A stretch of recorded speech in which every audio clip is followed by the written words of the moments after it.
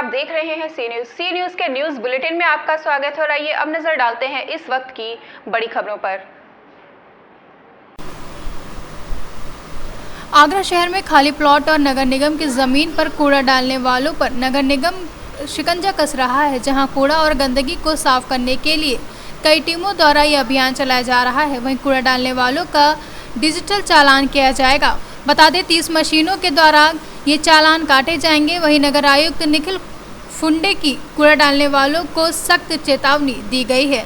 वहीं प्लॉट इस बार भी वो लेकर आएंगे, उसमें कोई संदेह नहीं है। कुछ विशेष प्रकार का जी, नगर निगम आगरा द्वारा एक विशेष अभियान चलाया जा रहा है, जिसमें जितने भी ओपन प्लॉट्स हैं हमारे शहर के अंतर्गत, जिस पे कई सालों से कई महीनों से लोग लगातार कूड़ा डालते हैं, चाहे जो भी रीज़न रहा हो, उसमें नगर निगम की चाहे कमी हो या लोगों द्वारा जो है उसका फ़ायदा उठाया गया हो, ऐसे प्लॉट्स को हम चिन्हित करके प्रतिदिन सफाई कर रहे हैं। प्रतिदिन 40-50 प्लॉट्स हर एरिया में स्लैब हो रहे हैं। उद्देश्य यही है कि गंदगी जो है वो उठ जाए और गंदगी से जो फैलने वाली गंध है और उससे फैलने वाली जो बीमारियां हैं उसको दूर किया जा सके। इसी प्रकार से जो CND वेस्ट होता है, जिसको कंस्ट्रक्शन एंड डिमोलिश वेस्ट है या निर्माण का जो वेस्ट है, उस वेस्ट को भी जहाँ जहाँ लोगों ने अवैध तरीके से लोगों रोड साइड डंप कर दिया गया है, तो ऐसे भी रोड्स हम लोग चिन्हित कर रहे हैं और इसको प्रतिदिन हम लोग उठाकर हमारा जो खत्ता घर है कुबेरपुर में वहाँ पे शिफ्ट कर रहे हैं। तो ये अभियान रविवार तक हमने चलाया था।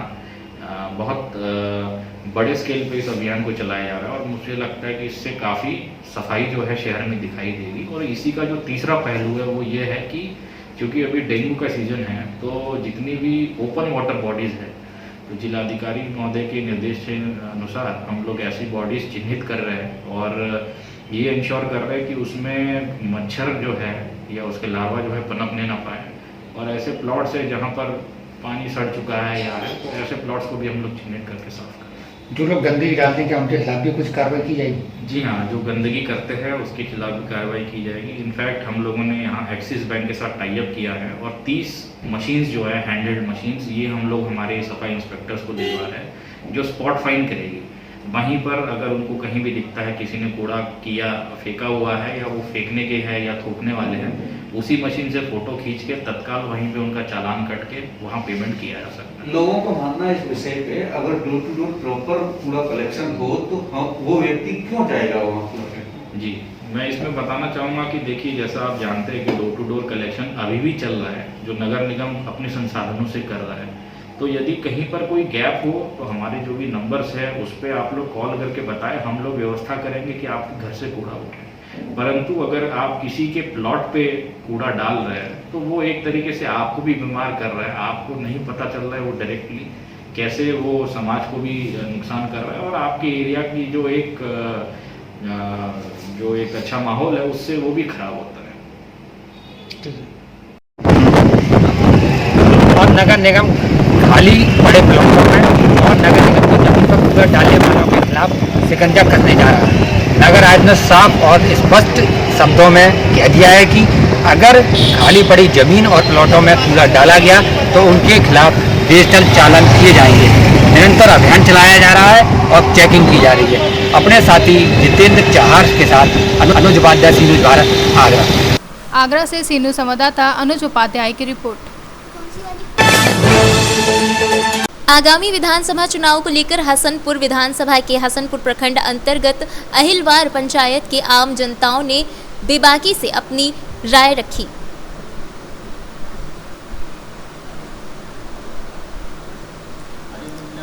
बिहार से कैमरामैन अमल कुमार के साथ गौतम कुमार सिंह की रिपोर्ट। खबर मध्य प्रदेश की उमरिया से आ रही है, जहां मुख्यालय स्थित जिरिया मोहल्ला में देह व्यापार केंद्र संचालित करने का सनसनीखेज मामला सामने आया है। बताया जाता है कि मोहल्ले के एक घर में लंबे समय से संदिग्ध गतिविधियां संचालित हो रही थी, लेकिन इस मामले का राज तब खुला जब मानपुर की एक महिला के द्वारा उसकी बेटी से देह व्यापार कराने के मामले को लेकर कोतवाली में शिकायत दर्ज कराई गई, जिसके बाद उमरिया पुलिस अधीक्षक विकास शाहवाल के निर्देशन में SDOP के पांडे ने मौके पर पहुंचकर कार्यवाही करते हुए 7 नग मोबाइल, 32,370 रुपए नगद जब्त कर 4 लोग रामू कुशवाहा, गीता कुशवाहा, कविता चौधरी सहित एक अन्य को गिरफ्तार कर न्यायालय में पेश कर दिया। वहीं एसडीओपी के पांडे ने बताया कि मामले की जांच चल रही है, इसमें जो लोग भी संलिप्त होंगे उन सब की गिरफ्तारी की जाएगी। सर क्या प्रकरण है? देखिए, इसमें एक हमको देह व्यापार से संबंधित सूचना मिली। उस सूचना को जो देने वाले हैं वो पीड़िता के माता पिता हैं। पीड़िता मानपुर से एक माध्यम से उसको लाया गया कि हम चल के पढ़ाई करवाते हैं, और यहाँ ला के उसको देह व्यापार में लिप्त कर दिया गया। उसमें जो प्रमुख रूप से इस बात के आरोपी हैं वो गीता कुशवाहा और श्यामू कुशवाहा हैं, झिरिया मोहल्ले के। उन्होंने पीड़िता को वहाँ रखकर उसका देह शोषण को फैसिलिटेट किया बेसिकली। उस पर से पिता पुलिस थाने तक आया, उसने सूचना दी, सूचना पर से हमने उस पर कायमी की, और गीता कुशवाहा, श्यामू कुशवाहा, वो माध्यम कविता चौधरी जो मानपुर से यहाँ तक पीड़िता को लेके आई, और इसके अलावा जो वहाँ पे कस्टमर प्रोवाइड कराने का काम करते हैं, इस तरीके से हमने 4 लोगों की गिरफ्तारी कर आज न्यायालय में प्रस्तुत किया है। और अभी जाहिर सी बात है कि इसमें आगे मामले के लिए काफ़ी लंबा नेक्सस रहता है। उस नेक्सस के लिए पुलिस लगातार प्रयास कर रही है ताकि हम उस पूरे प्रकरण का पर्दाफाश कर सकें और ये देख सकें कितने लोग जुड़े हुए हैं, कैसे जुड़े हुए हैं। इस सब की विवेचना भी जारी है। मामले में सर इस तरह से जो चल रहा था, ये कहीं ना कहीं इसमें और लोग कहाँ हो सकते हैं? अगर बाकी लोग अगर निकल के आते हैं उनके ऊपर क्या कार्रवाई होगी? देखिए, एक बार जब पुलिस इन्वेस्टिगेशन में जो बात सामने आ गई है ना, इसमें 370 IPC, SC/ST एक्ट, 376 पॉस्को, इस तरह की गंभीर धाराएं हैं, तो जाहिर सी बात है कि उसकी विवेचना में जो भी तथ्य सामने आएंगे, जो भी लोग सामने आएंगे, और उसके लिए निष्पक्ष रूप से, चाहे वो किसी भी तरफ से आप जैसे इशारा करना चाह रहे हों, किसी भी तरीके से सुसंबंधित लोग सामने आएंगे तो वो इन्वेस्टिगेशन के दायरे में होंगे, वो उससे बाहर नहीं निकल पाएंगे। ठीक है, थैंक यू। उमरिया से संवाददाता KG पांडे की रिपोर्ट। भारतीय किसान यूनियन के सावन के कार्यकर्ताओं द्वारा विद्युत उपकेंद्र बागड़ पर चलाए जा रहे किसान सत्याग्रह में आज विद्युत विभाग के अधिकारियों के साथ उप जिलाधिकारी जलेसर एवं चित्र अधिकारी मौके पर पहुंचे।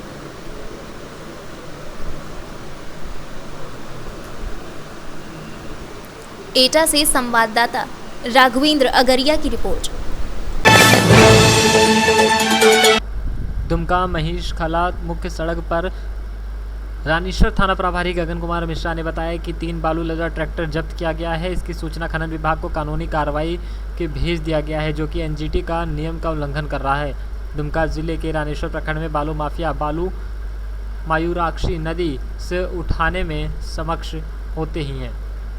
रानीश्वर दुमका से सीनियर संवाददाता गयासुद्दीन अंसारी की रिपोर्ट।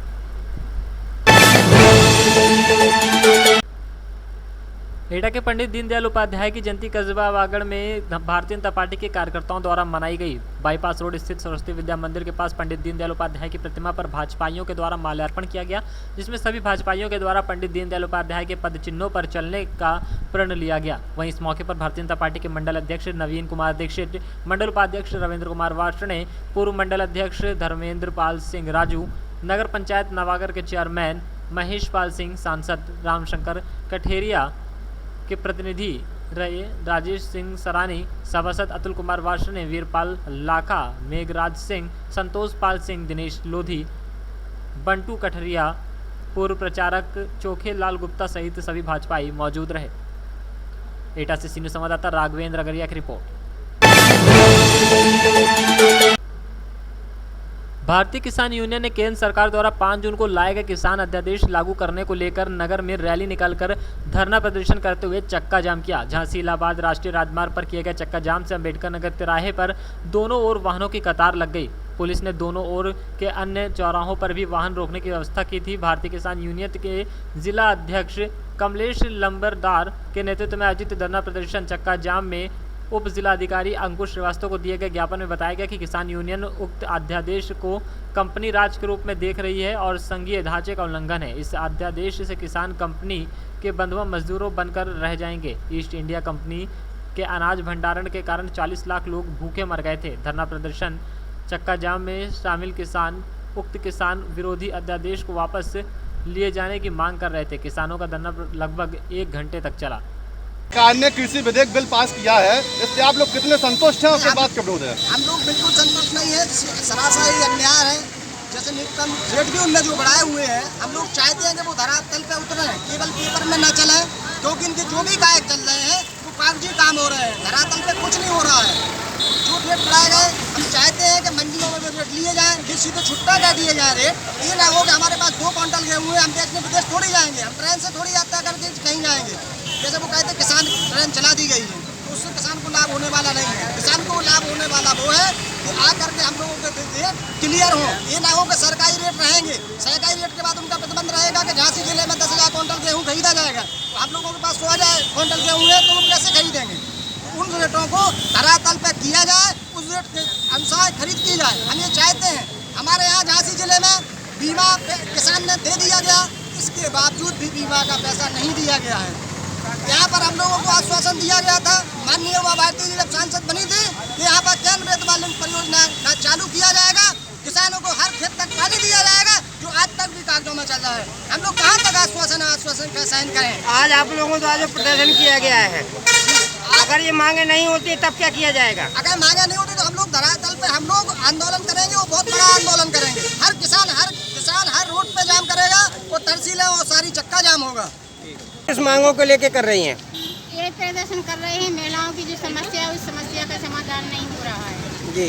ना कि जो पात्र हैं उनको आवास नहीं मिल रहा है, और जो पात्र नहीं उनको आवास मिल रहा है, शौचालय भी मिल रहा है और पेंशन भी मिल रही है। जिसके पास 4 पहिया गाड़ी है और ज़मीन भी ज़्यादा है, और जो महिला के पास ज़मीन भी नहीं है, विकलांग भी है, उसके पास रहने के लिए मकान भी नहीं है, इसलिए ये मुद्दा रखा गया है। अच्छा, सरकार ने जो बिल पेश किया है इस पर क्या है? न्यूनतम समर्थन। अच्छा, चलो ठीक है। मौरानीपुर से सीनियर संवाददाता असलम मोमिन अंसारी की रिपोर्ट। नगर लिथौरा में वार्ड नंबर 8 में उपभोक्ता भंडारण का प्रशासन द्वारा राशन वितरण कराया गया, जिसमें प्रशासनिक अधिकारी, खाद्य अधिकारी जतारा, तहसीलदार लिथौरा, नगर परिषद के कुछ अधिकारी भी मौजूद रहे। टीकमगढ़ से सीनियर संवाददाता राम मिलन सिंह की रिपोर्ट। तो इस वक्त के न्यूज बुलेटिन में इतना ही। प्रदेश और दुनिया की तमाम बड़ी खबरों से जुड़े रहने के लिए देखते रहिए सी न्यूज़, हर खबर आपके साथ, आपके हाथ।